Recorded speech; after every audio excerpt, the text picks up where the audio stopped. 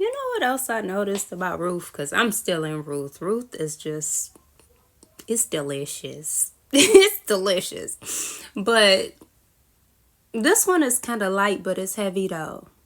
Did you notice that when Naomi was on the brink of breaking down, like she done lost her husband, she done lost her two sons, like she is having that whole spiel about, don't call me Naomi, call me Mara, because the Lord has dealt harshly with me. Like she is up to here, in grief and despair and sadness and confusion about like what do she do now? Where do she go? She ain't got nothing left. She ain't got nobody left. She is just completely empty.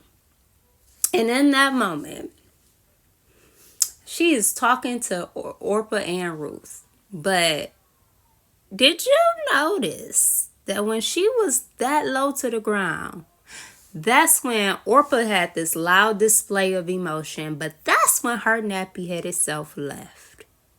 Nene got left in the dust by somebody who supposedly loved her and was supposedly with her, on her side, on her team, when she was full, when she had her family, when she had, her wits about her, and she was Nene at the time.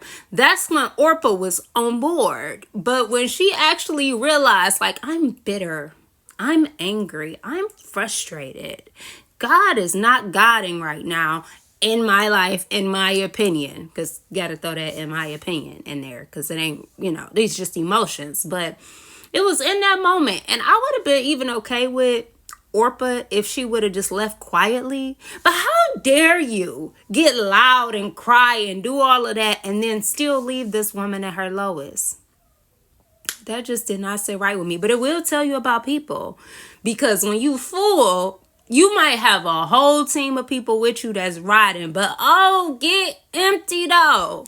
And I know that that's why God let us get empty, because when you do, that's when you see who really with you. You can't tell when you full. You won't know if you got it all the time. You will not know who with you or who really just talking and ain't saying nothing. Oh, nappy-headed Orpah, how dare you leave at that moment? You could have waited. I'm just saying, people, bro. People, that's what they do. I told you, the Bible will tell you about what's going on in your life if you really, really reading it and letting it read you.